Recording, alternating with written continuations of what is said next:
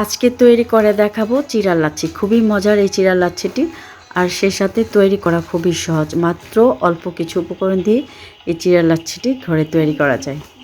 High guys, আসসালামু আলাইকুম, welcome back to my channel food quest by Raim. তো দেখে নেওয়া যাক আমার আজকের এই চিড়া লাচ্ছি কীভাবে তৈরি করি। 2 গ্লাস চিড়া লাচ্ছি তৈরি করার জন্য আমার লাগবে হাফ কাপ চিড়া। চিড়াতে অনেক হাবিজাবি থাকে, চিড়াগুলোকে পানি দিয়ে ভালো মতো ধুয়ে নিতে হবে।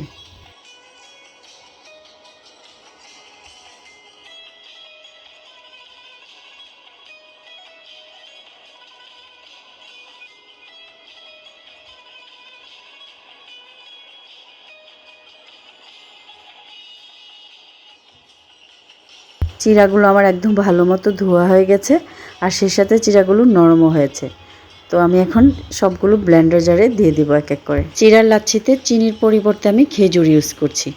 এখানে প্রায় 10 পিস খেজুর বিচি ছাড়িয়ে নিয়েছি। চাইলে এখানে চিনিও অ্যাড করা যেতে পারে। আমি আর চিনি দিচ্ছি না, আমার এই খেজুরের মিষ্টিটাই আমার জন্য যথেষ্ট।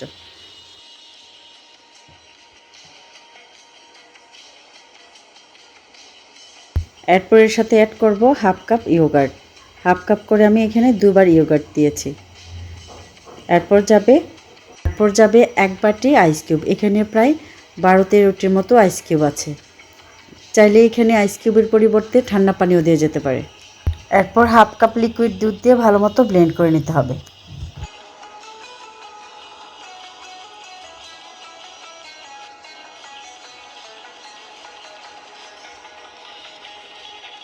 চিড়ার লাচ্ছি আমার একদম ভালো মতো ব্লেন্ড হয়ে গেছে। এখন একটি গ্লাসে ঢেলে এর উপর কিছু বাদাম স্প্রেড করে নেব। লাচ্ছির ঘনত্বটা যে যেমন পছন্দ করে ওই অনুযায়ী রাখতে হবে। চাইলে এখানে আরও কিছু পানি অ্যাড করা যেতে পারে। আমার কাছে লাচ্ছির এই ঘনত্বটাই ভালো লাগে, তাই আমি আর পানি অ্যাড করছি না। সারাদিনের ক্লান্তি দূর করতে এমন 1 গ্লাস লাচ্ছি কিন্তু যথেষ্ট। বাসায় একবার হলেও ট্রাই করবেন। খুবই মজার এই লাচ্ছিটি। এটি খাওয়ার পর অনেকক্ষণ পেট ভরা থাকে।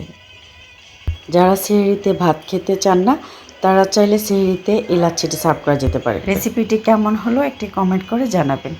আশা করছি রেসিপিটি সবার কাছে খুবই ভালো লেগেছে। সো গাইজ, রেসিপিটি ভালো লাগলে একটি লাইক দিতে যেন ভুলবেন না। আর এমন আরও ইন্টারেস্টিং রেসিপিগুলো পেতে চ্যানেলটি সাবস্ক্রাইব করে আমার পাশেই থাকবেন। তো সবাই অনেক অনেক বেশি ভালো থাকবেন, and thank you so much for watching. আল্লাহ হাফিজ।